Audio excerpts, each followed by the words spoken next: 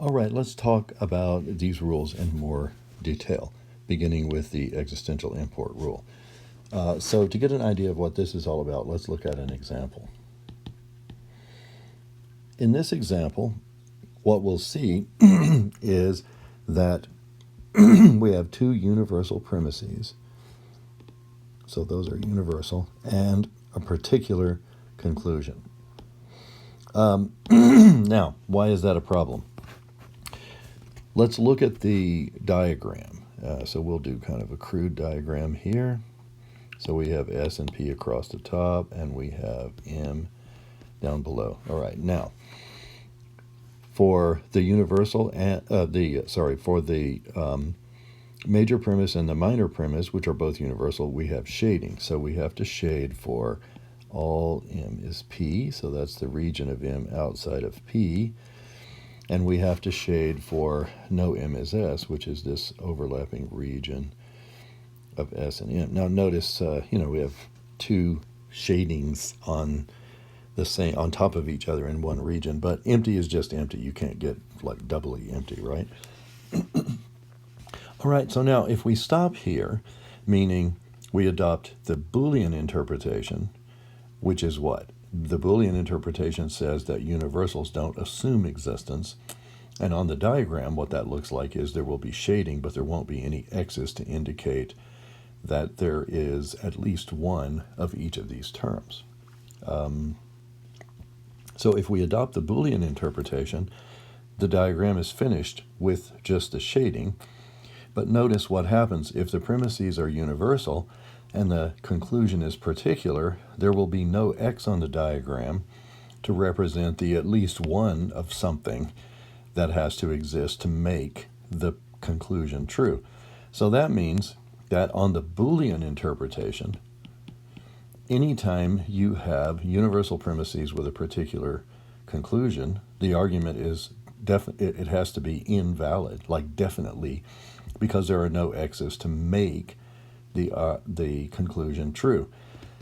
So when it violates this rule, the existential import rule, it may be that it's invalid on the Boolean interpretation and just fine on the Aristotelian interpretation. We'll look at that later. But if it violates the existential import rule, then we have a fallacy called the existential fallacy. So, existential fallacy. Existential fallacy is when an argument has universal premises with a particular conclusion.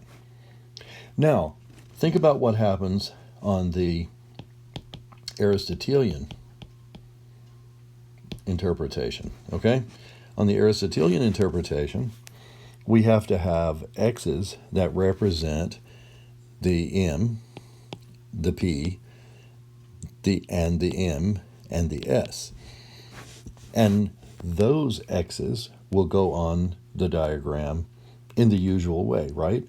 Meaning shading, then definite X's, then indefinite X's, then double duty X's, right? So if we were going to use the Aristotelian diagram, let's see where the X's would be. The shading would be the same because all M is P and no M is S generate exactly the same shading. So let's look at all M is P. In all M is P, what we need to represent the Aristotelian interpretation is something like this. For M and P, we need the shading here, and we need an X. That is the Aristotelian interpretation. The X tells you that there's at least one M and also at least one P, because that M is in the overlapping region. So if you look at our syllogism diagram, you'll see that this region is all that's left of the overlap because of the other shading that we put on first. So that's a definite X, and for that reason, it goes there. Now, look at no M is S. For no M is S on the Aristotelian interpretation, we would have a diagram that looked like this. Shading would be in the middle to prevent there being any overlap, but we would have at least one M and at least one S. So now look at the diagram. There's already a definite X on the diagram to represent this M, the M that is not an S. It was a definite X that was already there. So that one's covered. This X, however, goes in the region of S outside of M, but the problem is we don't know whether it goes in or out of the P circle, which means it's an indefinite X. Since there are no more X's to put on the diagram, there's no X to do double duty for that one, and so we have an indefinite X that's going to be on the fence. In other words, it'll be on the P circle because we don't know which of two adjacent regions that X actually belongs in. So this now is the complete diagram for the Aristotelian interpretation. And on the Aristotelian interpretation, then we have to ask whether this diagram requires the conclusion to be true. And have a look. The conclusion says that there is at least one S that is not a P, but the closest we have to that is an X that is an S, but it may or may not be a P. We're not sure which. So the diagram does not require the conclusion to be true.